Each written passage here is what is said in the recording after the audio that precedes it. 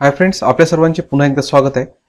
मित्रांनो, आपण पचन संस्था मागील 3 व्हिडिओ पासून पाहत आहे. आजचा हा चौथा पार्ट आहे आणि या पार्ट मध्ये आपण पचन संस्थेचा शेवट करणार आहोत. आता काय राहिलं होतं, आजच्या व्हिडिओमध्ये आपण पाहणार आहे लहान आतडे, त्याच्यानंतर मोठे आतडे आणि शेवटी पचन संस्थेच्या पायऱ्या. किती पायऱ्या आहे त्याच्यासोबत त्याच्यामध्ये काही ग्रंथी सुद्धा आपण पाहणार आहोत, जसं की यकृत, स्वादुपिंड. तर यांचा सुद्धा आपण या व्हिडिओमध्ये अभ्यास करणार आहोत आणि फार महत्त्वाचा आहे. आरोग्य सेवकाची जी भरती होणार आहे आरोग्य सेवक मधून, त्याच्यासाठी फार इम्पॉर्टंट आहे. संयुक्त पूर्व परीक्षेसाठी इम्पॉर्टंट आहे आणि इतर सर्व स्पर्धा परीक्षांसाठी हा व्हिडिओ, ही पूर्ण सिरीजच फार महत्त्वाची आहे. जर तुम्ही चॅनलवर नवीन असाल तर लगेच आपल्या SM guidance point channel subscribe करून घ्या, बेल आयकॉनला क्लिक करा, जेणेकरून येणाऱ्या व्हिडिओची नोटिफिकेशन तुम्हाला भेटत राहील. आणि मित्रांनो, व्हिडिओ आवडत असेल तर लाईक करणे विसरत जाऊ नका आणि तुमच्या व्हिडिओ बद्दलच्या काय प्रतिक्रिया आहे त्या कमेंट बॉक्समध्ये सांगणं विसरत जाऊ नका. त्या तुमच्या कमेंट्स जे काही आहे ते पुढील व्हिडिओ बनवण्यासाठी फार फायदेशीर ठरतात. तर चला, वेळ न करता व्हिडिओची सुरुवात करूया.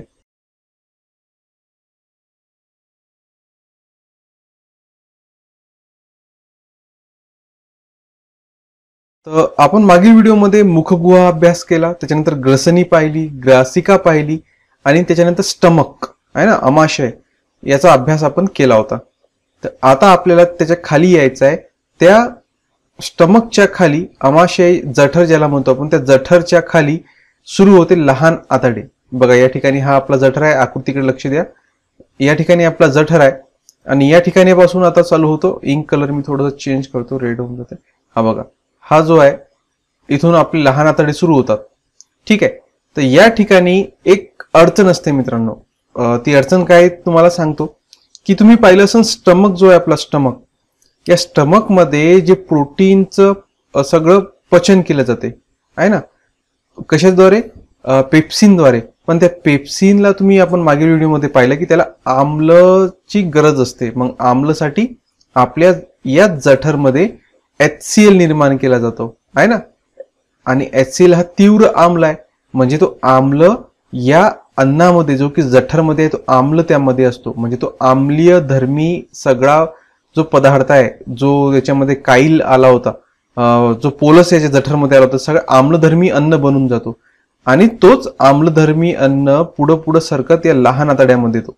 पण लहान आतड्याची एक अट असते की तो म्हणतो की मी आम्लधर्मी अन्नाला पचन करणार नाही, मला आम्लधर्मी चालत नाही, मला आम्लारी धर्मीच अन्न पाहिजे, तरच मी त्याचं पचन किंवा शोषण करेन.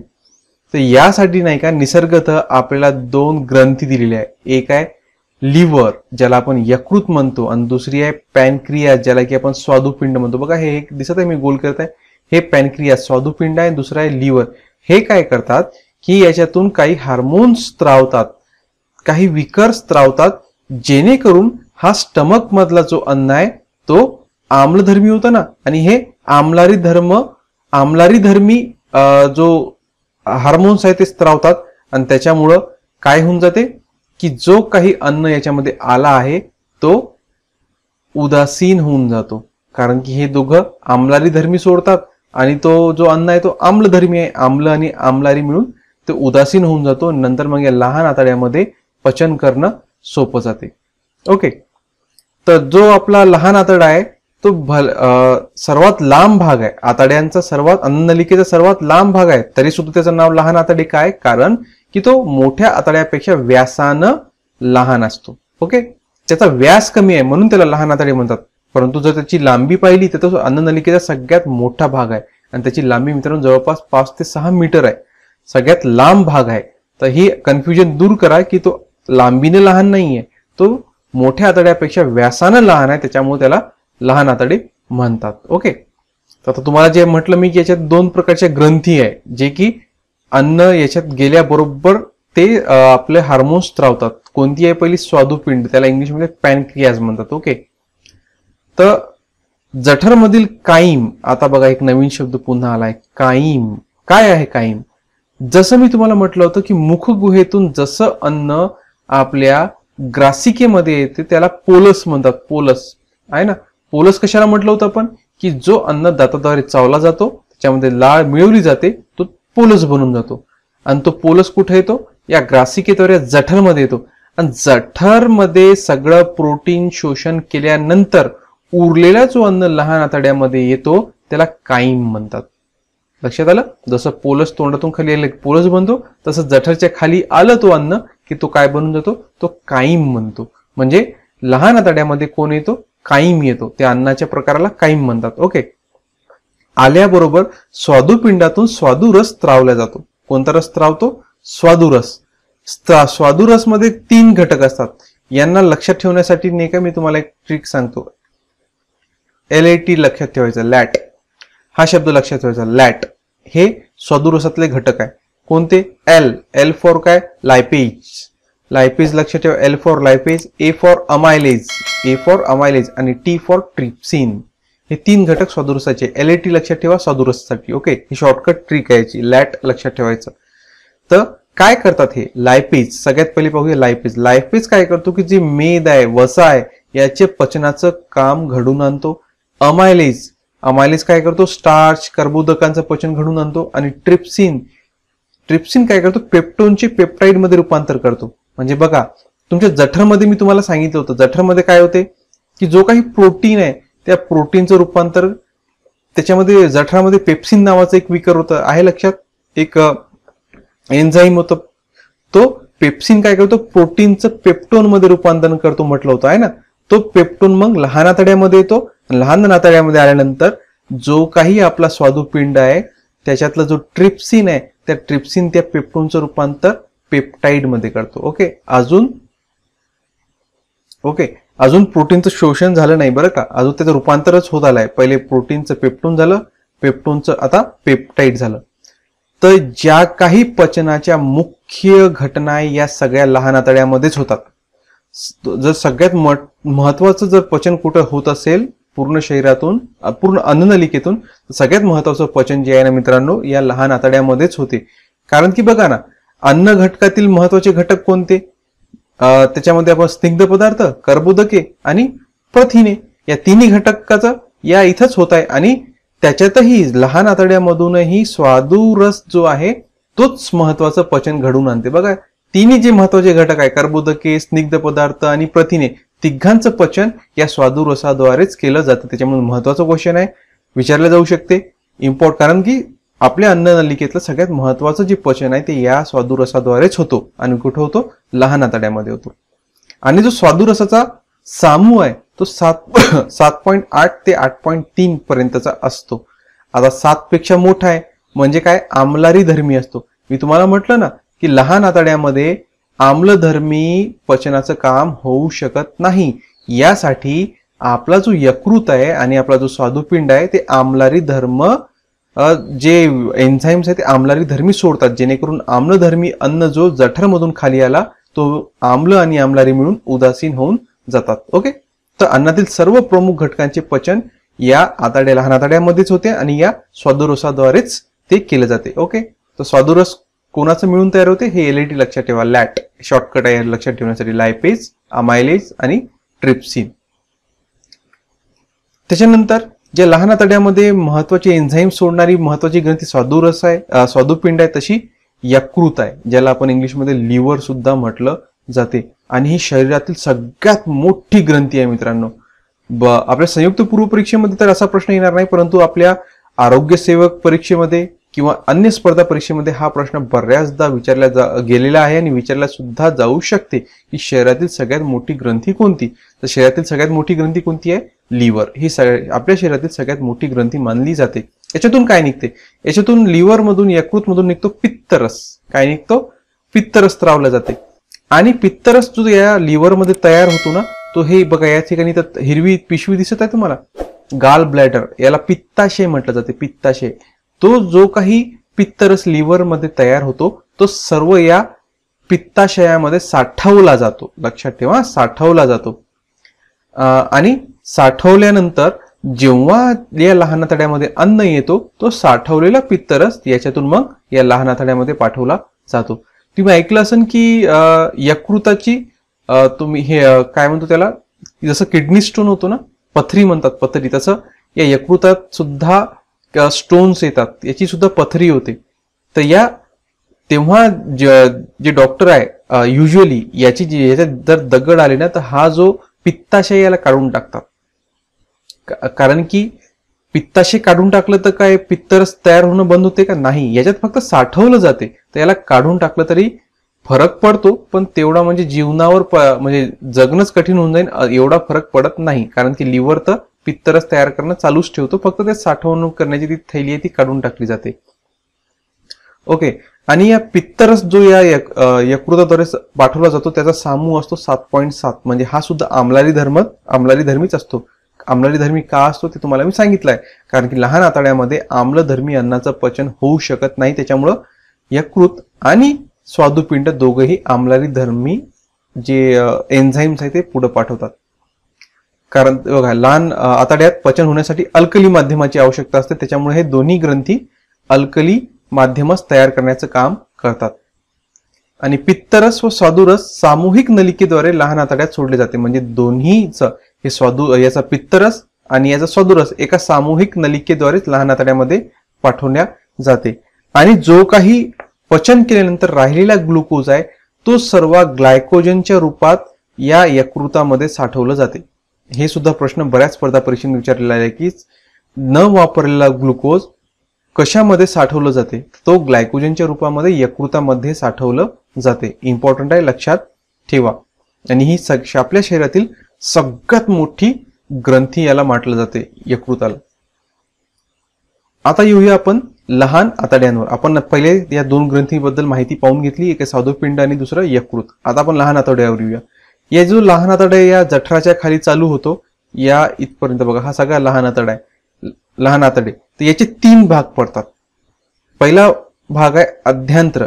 परंतु मित्रांनो, मराठी नाव लक्षात ठेवण्यापेक्षा ना हे जे इंग्रजी नाव आहे ना यांचाच जास्त मराठीत सुद्धा याचाच वापर केला जातो. पेपरमध्ये आहे ना यांचं हे जर नाव लक्षात ठेवलं ना तुम्हाला तर जास्त प्रॉब्लेम जाणार नाही, कारण जास्त करून हेच नाव प्रचलित आहे. अध्यांत्र तुम्हाला क्वचितच कुठं पाहायला भेटेल, परंतु इंग्रजी नावच जास्त वापरलं जाते. ड्युडेनम जो लहान आतड्याचा सगळ्यात वरचा भाग आहे, ड्युडेनम हा इंग्रजीच्या यू अक्षरासारखा असणारा भाग आणि पचनात भाग घेणारा प्रमुख भाग आहे. बघा, हा जठर आणि जठरच्या खाली बघा या ठिकाणी मी हे जे गोल करत आहे हा जो बघा यू शेप आकार दिसत आहे हा ड्युडेनम आहे. हा ड्युडेनम आहे आणि ह्या पुढं खाली वाढत गेलाय आणि आतमध्ये बघा असं आतड्याचे एका प्रकारचे गुंडाळलेले भाग तयार झालेले आहे. हे खालचे 2 भाग आहे. त्या खालच्या 2 भागापैकी मधला भाग आहे जेजेनम, त्याला मध्यांतर म्हटलं जाते आणि हा कमी गुंडाळलेला असतो. हा भाग जो आहे हा कमी गुंडाळलेला असतो आणि त्याच्या खाली नंतर जास्त गुंडाळलेला भाग जो आहे तो शेषांतर, त्याला इलियम म्हणतात. ड्युडेनम, जेजियम आणि इलियम. आणि हा इलियम फार महत्वाचा आहे, कारण जास्त गुंडाळलेला भाग हा इलियम असतो आणि या भागातच अन्नाचं रक्तामध्ये शोषण केलं जाते. जो काही अन्नाचं पचन झालं त्या पचनाद्वारे जे काही इम्पॉर्टंट घटक आहे ते सगळे रक्तामध्ये शोषण करण्याचं काम या शेवटचा भाग जो इलियम याच्यामध्येच केलं जाते. आणि हे शोषण करण्यासाठी नाही का या इलियम मध्ये काही आपल्या बोट कसं असतो बोटासारखे काही स्ट्रक्चर असतात. बघा हे इलियम आहे. या आपल्या बोटाला जे कसे उंचवटे असतात तसे उंचवटे या इलियम मध्ये असतात आणि उंचवटे काय करतात, जे काही महत्वाचे घटक आहेत ते सगळे शोषतात आणि रक्तात मिळवतात. या बोटासारख्या या घटकांना विलाय म्हणतात. काय म्हटलं जाते? विलाय. हे पुढे येणारच आहे, त्याच्यात मी तुम्हाला पुन्हा सांगणार आहे. परंतु या लहान आतड्यामध्ये शोषण कुठे केले जाते? या इलियम मध्ये केले जाते, लक्षात ठेवा. आणि या ड्युडेनम मध्ये काय केले जाते? ड्युडेनम मध्ये पचनाचं सगळ्यात महत्वाचं कार्य केले जाते, कारण यकृत मधून आलेला पित्तरस आणि स्वादुपिंडातून आलेला स्वादुरस या ड्युडेनम मध्येच कार्य करते. ओके, ड्युडेनम मध्ये महत्वाचं पचन केले जाते. मग जेजिनम मध्ये काय केले जाते? जेजेनम मध्ये काय केले जाते की जो काही आलेलं काईम आहे, जो काही आलेलं अन्न आहे, ज्याला काईम म्हणतात ना, जो जठराच्या खाली अन्न येतो त्याला काईम म्हणतात, तो अन्न पसरवलं जाते ज्युजेनम मध्ये. कारण की पचन घडवून आणण्यासाठी ते अन्न मोकळं असणं आवश्यक आहे. तर ते जेजेनम मध्ये पसरवण्याचं कार्य केलं जाते आणि पसरवल्यानंतर इलियम मध्ये महत्वाच्या घटकाला शोषण्याचं काम केलं जाते. आणि नंतर शोषण, जे काही महत्वाचं घटक शोषण केल्यानंतर उर्वरित जो मटेरियल आहे तो पुन्हा मोठ्या आतड्याकडे पाठवलं जाते. सगळे महत्वाचे घटक जे कर्बोदके, स्निग्ध पदार्थ, प्रथिने सगळे आता शोषण करण्यात झालेले आहे. मग उरते काय? फक्त पाणी आणि क्षार त्याच्यामध्ये उरते आणि ते शोषण करण्यासाठी मोठ्या आतड्याकडे पाठवलं जाते. आता लहान आतड्यामध्ये एक महत्वाची घटना की लहान आतड्यामध्ये जे काईम येते म्हणजे जठरनं प्रथिने शोषण केल्यानंतर जो उरलेलं अन्न लहान आतड्यामध्ये पाठवतो, तर लहान आतड्यामध्ये अन्न आल्यानंतर हे यकृत आणि स्वादुपिंड हे पित्तरस आणि स्वादुरस कसे काय पाठवतात, त्यांना कसं काय कळते की अन्न आलेलं आहे, त्याच्यासाठी सुद्धा एक क्रिया आहे. ते त्यांना कळण्यासाठी या लहान आतड्यामध्ये 2 प्रकारचे विकर स्त्रावले जातात. हे लहान आतड्यामध्ये ते 2 विकर तयार होतात आणि ते विकर यांना सूचना देतात की आता तुम्ही तुमचं काम चालू करा. तर यकृताकडे संदेश पाठवण्यासाठी कोलेसिस्टोकायनिन नावाचं विकर स्त्रावलं जाते. कोलेसिस्टोकायनिन नावाचं विकर या यकृताला आदेश देते की अन्न आलेलं आहे, आता तो पित्तरस पाठव. तसंच या स्वादुपिंडाकडे सिक्रेटिन नावाच्या विकराद्वारे संदेश पाठवला जाते. म्हणजे हे 2 विकर कुठून तयार होतात, हे लहान आतड्यामध्येच तयार होतात. कशासाठी की स्वादुपिंड आणि यकृताला आदेश देण्यासाठी की तुम्ही आता तुमचं स्वादुरस आणि पित्तरस पाठवा. तर यकृतासाठी कोलेसिस्टोकायनिन आणि स्वादुपिंडासाठी सिक्रेटिन नावाचं विकर स्त्रावलं जाते आणि हे कुठं तयार होते, लहान आतड्यामध्येच तयार होते. आणि शेवटी इरेप्सिन काय करतो, शेवटी या इलियम मध्ये इरेप्सिन काय करतो बघा, पेप्टाइडचं रूपांतर अमिनो ऍसिड मध्ये केलं जाते. पेप्टाइड कुठून आले होते बघा, स्टमक मध्ये प्रोटीनचं काय झालं होतं, पेप्टोन. नंतर मी तुम्हाला म्हटलं की लहान आतड्यामध्ये आल्यानंतर म्हणजे ड्युडेनम वरच्या भागामध्ये त्या पेप्टोनचं पेप्टाइड केलं. कोण केलं, स्वादुरसामधल्या ट्रिप्सिननं केलं होतं, पेप्टाइड केलं होतं. आता शेवटी इलियम मध्ये इरेप्सिन नावाचं जे एन्झाईम आहे त्या पेप्टाइडचं रूपांतर अमिनो ऍसिड मध्ये करून टाकतो. आता त्याचं पूर्ण पचन झालेलं आहे आणि अमिनो ऍसिड मध्ये रूपांतर झाल्यानंतर त्याचं शोषण या इलियम मध्ये केलं जाते व्हिलायद्वारे.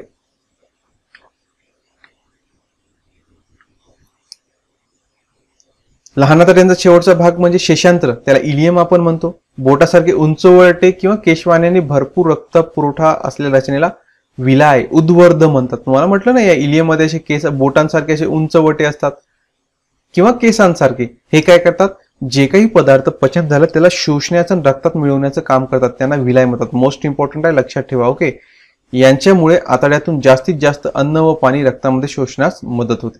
जास्तीत जास्त अन्न व पाणी शोषण्याचं याच्यामुळे मदत होते, पण सर्वच्या सर्व पाणी याच्यात शोषण केलं जात नाही. पाणी आणि क्षारचं शोषण करण्यासाठी याला मोठ्या आतड्यामध्ये पाठवलं जातं. तर आय होप तुम्हाला लहान आतडे समजलं असेल. आणि अन्ननलिकेमध्ये पचनासाठी सगळ्यात महत्वाचं घटक कोणतं आहे, तो आहे लहान आतडे. सगळ्यात महत्वाचे घटक अन्नामध्ये 3च महत्वाचे घटक असतात जे आपल्याला पचनासाठी आवश्यक आहे. कोणते आहे, कर्बोदके, स्निग्ध पदार्थ आहे ना, आणि प्रथिने. या 3 घटकांचं पचन कुठं केलं जाते, पचन आणि शोषण सुद्धा या लहान आतड्यामध्येच केलं जाते. आता उर्वरित सगळं पचन झालेलं अन्न आता कुठं जातो, मोठ्या आतड्यांमध्ये जातो. याला बृहद अंत्र किंवा मोठे आतडे सुद्धा म्हणतात आणि इंग्लिशमध्ये लार्ज इंटेस्टाईन. ते बघा, हे लाल कलरचं दिसत आहे तुम्हाला, हा स्ट्रक्चर, हा सगळा मोठे आतडे आहे बघा. हा काय, हा मोठ्या आतडे आहे. हा मोठे आतडे का म्हणतात त्याला, कारण याची लांबी कमी आहे परंतु याचा व्यास मोठा आहे, म्हणून याला मोठे आतडे म्हटले जाते. म्हणजे लांबी कमी परंतु व्यास मोठा असतो लहान आतड्यांपेक्षा, म्हणून याला मोठे आतडे म्हणतात. हा 3 भागाचा बनलेला आहे. 3 भाग कोणते, पहिला आहे सिकम. पहिला भाग कोणता आहे, सिकम. बघा, मोठ्या आतड्यांच्या सुरुवातीला अशी एक गोल पिशवी असते, हे बघा दिसत आहे तुम्हाला, ही सिकम आहे, सिकम. आणि या सिकमवरच एक अशी कोंब सारखा, जो आपला काजू असतो ना त्यासारखा एक भाग असतो, त्याला अपेंडिक्स म्हटलं जाते. आणि डॉक्टर्स असं म्हणतात की हा सध्या अकार्यशील भाग आहे, याला अवशेष अंग म्हणतात, जो काही कामाचा नाही आहे. परंतु सुरुवातीच्या काळामध्ये जेव्हा माणूस रानटी अवस्थेमध्ये राहायचा तेव्हा तो कच्चे अन्न खायचा, कंदमुळे किंवा कच्चा मांस तो शिकार करून खायचा. तेव्हा त्या कच्च्या अन्नाला पचवण्यासाठी अपेंडिक्स फार मदतशीर म्हणजे मदत करायचा. त्याच्यामुळे त्या कच्च्या अन्नाचं पचन व्हायचं या अपेंडिक्समुळे. आणि आजही असं असू शकते की थोडं काही कच्चं काही पदार्थ खाण्यात आला तर या अपेंडिक्समुळे कदाचित त्याचं पचन होत असेल. परंतु डॉक्टरांचं म्हणणं आहे की नाही, आता जो काही माणूस आहे तो काही शिजवून अन्न खातो, त्याच्यामुळे आता हा काही भाग तो कामाचा राहिलेला नाही, त्याला अवशेष अंग म्हणतात. अवशेष अंग म्हणजे जो काही कामाचा नाही आहे. ओके, तर या सिकमवर अपेंडिक्स असतो सुरुवातीलाच. मोठ्या आतड्यांच्या सगळ्यात पहिला भाग सिकम आणि त्याच्यावर काय असतो, अपेंडिक्स असतो. दुसरा भाग कोलन. या सगळ्या कोलनचाच आपला मोठे आतडे बनलेले असतात आणि हे कोलन 4 प्रकारचे असतात. अतिशय सोपं आहे लक्षात ठेवण्यासाठी 4 कोलनची नावं. पहिला कोलन आहे बघा, हे वरी चाललं ना असं. एक मिनिट मी याला थोडस गायब करतो. बघा हा पहिला भाग, हा वरी जात आहे. वरी जाणे इंग्लिशमध्ये काय म्हणतात, असेंडिंग. असेंडिंग कोलन म्हणजे वरी जाणारा कोलन म्हणजे असेंडिंग कोलन. दुसरा हा बघा आडवा, आडव्याला इंग्लिशमध्ये काय म्हणतात, ट्रान्सवर्स. मग ट्रान्सवर्स कोलन म्हणजे त्याच्या पोझिशनवर त्याचं नाव दिलं, असेंडिंग कोलन, ट्रान्सवर्स कोलन. आणि हा खाली येत आहे, मग खाली याला इंग्लिशमध्ये डिसेंडिंग म्हणतात, डिसेंडिंग कोलन. आणि हा बघा हा पूर्ण नाहीये, हा फक्त थोडासा तुकडा दिसत आहे ना मोठ्या तड्याचा, हा तुकडा म्हणजे काय, सिग्नॉइड म्हणजे सेगमेंट, सिग्नाइड कोलन, थोडासा तुकडा आहे इथं म्हणून याला सिग्नाइड कोलन म्हणतात. म्हणजे कसे झाले चार प्रकार, ascending colon, transverse colon, descending colon आणि सिग्नाइड कोलन. हे चार भाग आहे कोलनचे. कोलनच मुख्य घटक आहे ज्याच्यापासून मोठे आतडे बनलेले असते. या चार भागांचं नाव सुद्धा मी तुम्हाला सांगितलं, असेंडिंग, ट्रान्सवर्स, डिसेंडिंग आणि सिग्नॉइड कोलन. आणि या कोलनमध्येच सगळं पाणी आणि क्षाराचं शोषण केलं जाते. या भागातच पाणी आणि क्षाराचं जास्तीत जास्त सर्व शोषण केलं जाते. आणि पाणी आणि क्षाराचं शोषण केल्यानंतर राहिलेलं जे काही वेस्टेजियल मटेरियल आहे, कारण की लहान आतड्यामध्ये सगळे कर्बोदके, प्रथिने, स्निग्ध पदार्थाचं पचन झालं, मोठ्या आतड्यामध्ये पाणी आणि क्षार सुद्धा घेतलं. आता उरलेलं सगळं वेस्टेजियल मटेरियल आहे तो सगळा या रेक्टम मध्ये आणला जातो, जो की याचा तिसरा भाग आहे. त्याला मलाशय म्हणतात. हा जो भाग आहे ना हा मलाशय, याला रेक्टम इंग्लिशमध्ये म्हणतात. आणि जो काही न पचलेलं अन्न आहे त्या रेक्टम मध्ये येते.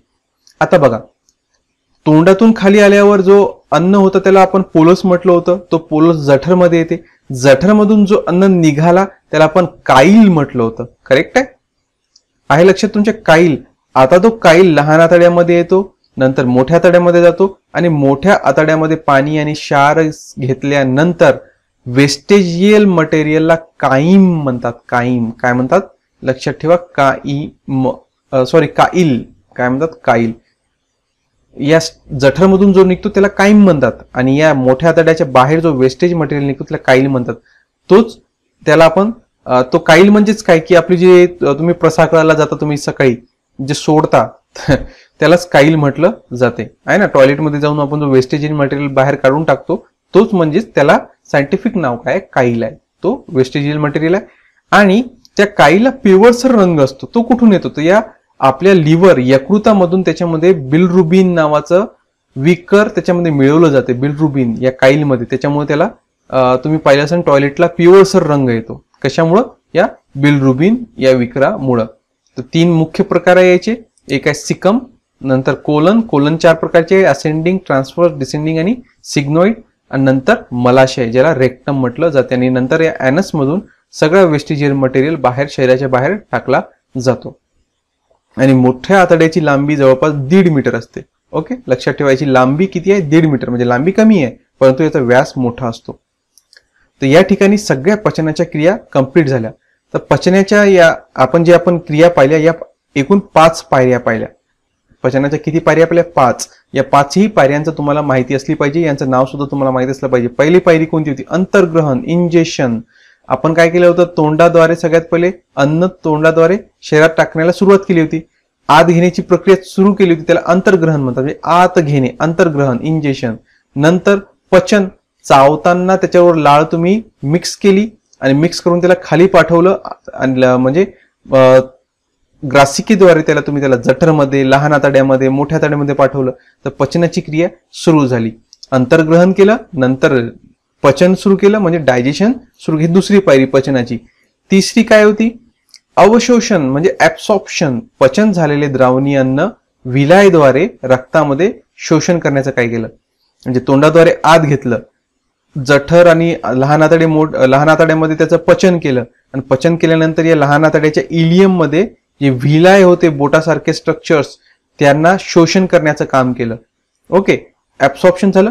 आता शोषण केल्यानंतर काय होतं, सात्मीकरण. सात्मीकरण, ऍसिमिलेशन. तुम्ही रक्तामध्ये शोषण केलं, तो रक्त काय करतो, तर पेशींपर्यंत तो सगळं शोषित केलेलं अन्न त्या पेशींपर्यंत पोहोचवतो. आणि पेशी मग ते आपलं कार्य उतीकडे वहन करतात. म्हणजे त्याचं कार्य करण्याची त्यांच्यामध्ये ऊर्जा निर्माण होते या सात्मीकरणाद्वारे. आणि सात्मीकरण केल्यानंतर काय केलं आपण, बहिक्षेपण. पचन व शोषण न झालेले अन्न आपण या रेक्टम मध्ये पाठवले, रेक्टमद्वारे ऍनसद्वारे शरीराबाहेर पाठवले, याला बहिक्षेपण इजेक्शन म्हणतात. तर या पचनाच्या 5 पायऱ्या आहे.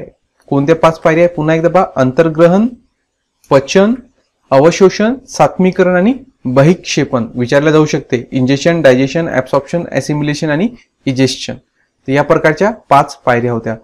तर या ठिकाणी आपली पचन संस्था कंप्लीट झाली. आपण याच्यामध्ये मुखगुहा, ग्रसनी, ग्रासिका, जठर, लहान आतडे, लहान आतड्यामध्ये मग यकृत, स्वादुपिंड, मोठे आतडे, रेक्टम या सगळ्या गोष्टी क्लिअर केल्या. तुम्हाला अजून काही डिफिकल्टीज असतील कमेंट बॉक्समध्ये मला सांगा, मी त्या सुद्धा दूर करण्याचा प्रयत्न करेल. व्हिडिओ आवडला असेल तर लाईक करा. कमेंटमध्ये सुद्धा सांगा मित्रांनो, आवडला असेल व्हिडिओ, कोणत्या गोष्टी आवडल्या किंवा काही गोष्टी चुकीच्या वाटल्या असेल ते सुद्धा कमेंट बॉक्समध्ये सांगा. नोट्स पाहिजे असतील तर या मोबाईल नंबरवर तुम्ही कॉन्टॅक्ट करू शकता. तर आजच्या व्हिडिओसाठी इतकंच. धन्यवाद.